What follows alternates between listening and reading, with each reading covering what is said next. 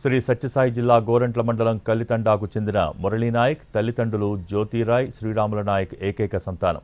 సోమందేపల్లిలోని విజ్ఞాన్ స్కూల్లో విద్యాభ్యాసం చేసిన మురళీనాయక్ 2022లో ఇండియన్ ఆర్మీలో చేరాడు.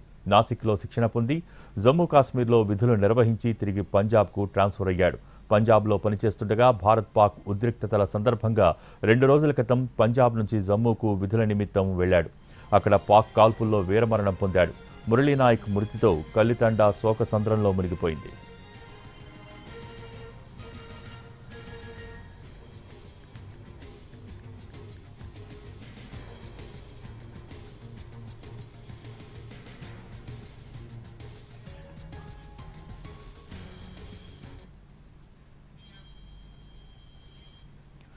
జవాన్ మురళీనాయక్ అంత్యక్రియలకు సంబంధించిన మరింత సమాచారం మా ప్రతినిధి అందిస్తారు.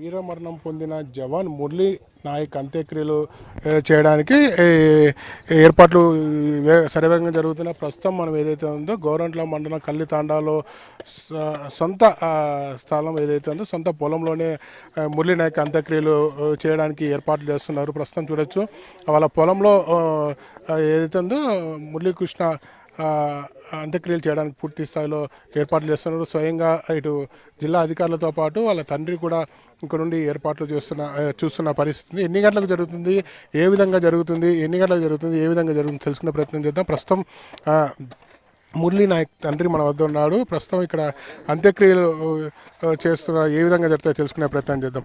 చెప్పండి, అంత్యక్రియలు ఎన్ని గంటలకు జరుగుతాయి? మీ పొలంలోనే చేస్తున్నారా? ఎన్ని గంటలకు చేస్తున్నారు సార్?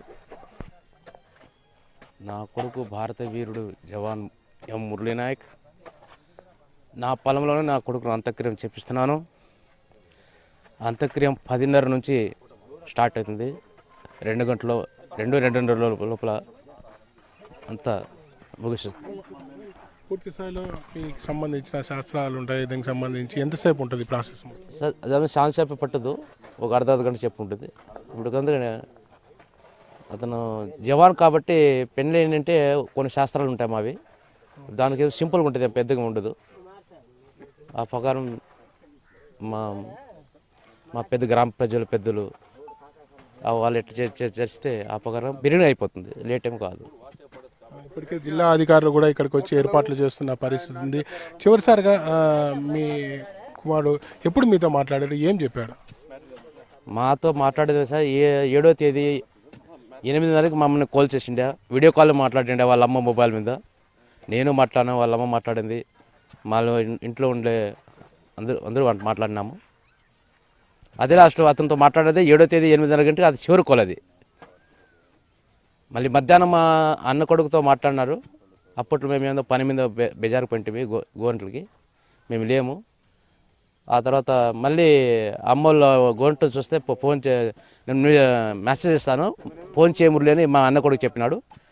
కానీ మాట్లాడే అతను అవకాశం మాకు ఇవ్వలేదు. వాళ్ళు మెసేజ్ మీదే వాళ్ళు ఏందో అండర్స్టాండ్ మాట్లాడుకున్నారు సార్. అదే 7వ తేదీ 8:30కి మాట్లాడేదే మేము. అతని ముఖం చూసి వీడియో కాల్లో మాట్లాడేది లాస్ట్ కాల్. చివరి చూపు అదే అంటారు వీడియో కాల్ సార్. అదే సార్, అదే. మీరు ప్రధానంగా మీతో ఎలా ఉండేవాడు, ఏమన్నా షేర్ చేసుకునేవాడు? లేదు సార్, నాతో మేమంటే అంత ప్రాణం అతనికి. మేమంటే నా మాటకి ఎప్పటికీ గడిచేసలేదు. కానీ ఆర్మీ దేశం గురించి ఆ సిపాయిగా నేను పోయి ఆ దేశంలో 1 సంవత్సరం కానీ 1 దినం కానీ ఆ ఒడిది నేను తొడిగి నేను 1 దినం గడిచిపోయినా కూడా పర్వాలేదన్న. కానీ కంపల్సరీ ఆర్మీలోనే జాయిన్ అవుతానని అది పట్టుపెట్టాడు. కానీ మరి ఏ విషయంలో నాకు ఎప్పుడేం టార్చర్ చేసినది కాదు. మేము కూడా అతనికి మాట్లాడేది కాదు.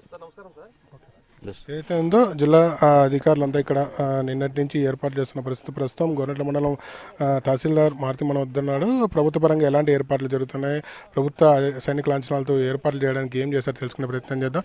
ప్రభుత్వ పరంగా ఎలాంటి ఏర్పాట్లు చేస్తున్నారు, ఇక్కడికి ఎవరెవరు వీఐపీలు వస్తారు, వాళ్ళకి సంబంధించిన ఎలాంటి ఏర్పాట్లు చేస్తారు? ఈరోజు ఇక్కడ పూర్తి స్థాయి ప్రభుత్వ లాంఛనాలతో భారత ప్రభుత్వం గౌరవ మన ఇండియన్ ఆర్మీ అదేవిధంగా మన రాష్ట్ర ప్రభుత్వం కూడా స్టేట్ హానర్తో ఇక్కడ పూర్తి స్థాయిలో ఈరోజు అంత్యక్రియలు చేపట్టడం జరుగుతుంది. అదేవిధంగా ఇక్కడికి ఇప్పటి వరకు మనకున్న సమాచారం మేరకు దాదాపు 6 రాష్ట్ర మంత్రులు వచ్చే అవకాశం ఉంది. గౌరవనీయులు మన ఉప ముఖ్యమంత్రి అయినటువంటి శ్రీ పవన్ కళ్యాణ్ గారు, అదేవిధంగా మన నారా లోకేష్ బాబు గారు, గౌరవ ఎడ్యుకేషన్ మినిస్టర్, అదేవిధంగా ఇక్కడ ఇన్ఛార్జ్ మంత్రి మరియు మన Anagani Satyaprasad sir revenue minister, మన స్థానిక శాసనసభ్యులు మరియు మంత్రివర్యులు సవితమ్మ గారు బీసీ వెల్ఫేర్ మినిస్టరు, వీరితో పాటు సత్యకుమార్ గారు, అదేవిధంగా ఈ మన రాష్ట్ర హోంశాఖ మంత్రివర్యులు అనితమ్మ గారు కూడా ఈరోజు ఈ కార్యక్రమానికి విచ్చేసే అవకాశం పూర్తి స్థాయిలో ఉంది. సహకరించి అశ్రునివ్వాలి అనేది మీరందరూ కూడా ఏ విధంగా అర్పించాలనుకుంటున్నారో దాన్ని ఒక మంచి క్రమశిక్షణతో అర్పిస్తే మన గౌరవనీయులు ఈరోజు మన మధ్య లేరు. మన తెలుగు జాతి ముద్దబిడ్డ, బంజారీ జాతిలో జన్మించిన గొప్ప వ్యక్తి శ్రీ మురళీ నాయక్ గారు యొక్క అశ్రుని వాళ్ళకి మనందరం కూడా తోడ్పడిన వాళ్ళు అవుతామని మేము తెలియజేస్తున్నాం. ఏదైతే ఉందో ప్రభుత్వ సైనిక అధికారిక లాంఛనాలతో అంత్యక్రియలు చేయడానికి ఏర్పాటు చేసినట్లు రెవెన్యూ అధికారులు చెప్తున్న పరిస్థితి ఉంది. ప్రస్తుతం ఏదైతే ఉందో మనం చూడొచ్చు, అంత్యక్రియలకు సంబంధించిన ఏర్పాట్లు అయితే శరవేగంగా జరుగుతున్నాయి, శాస్త్రయుతంగానే జరుగుతుందని మురళీ నాయక్ తండ్రి కూడా చెప్పిన పరిస్థితి. ఇటువైపు మొత్తం జిల్లా అధికారులు అలాగే వాళ్ళ కుటుంబ సభ్యులు సంప్రదించి ఎలా అంత్యక్రియలు నిర్వహించాలని కూడా ఇప్పటికే వాళ్ళు అడిగి తెలుసుకున్న ప్రకారం వారు అన్ని ఏర్పాట్లు చేస్తున్న పరిస్థితి. దాదాపుగా డిప్యూటీ సీఎం పవన్ కళ్యాణ్తో పాటు నారా లోకేష్ మిగిలిన దాదాపు 6 మంది మంత్రులు కూడా వచ్చే అవకాశం ఉండడంతో పోలీసు గట్టి బందోబస్తు ఏర్పాటు చేసిన పరిస్థితి. గ్రామంలోకి ఎంటర్ అయ్యే ప్రదేశం నుంచి అంత్యక్రియలు జరిగే ప్రదేశం వరకు పోలీసులు అన్ని చోట్ల పగడబంది బందోబస్తు ఏర్పాటు చేశారు. ఏదైతే ఉందో యుద్ధభూమిలో వీరమరణం పొందిన జవాన్ మురళీ నాయక్ అంత్యక్రియలు ఘనంగా చేయడానికి ఇటు భారత ప్రభుత్వం కూడా రాష్ట్ర ప్రభుత్వం కూడా అన్ని ఏర్పాట్లు చేసిందని చెప్పవచ్చు.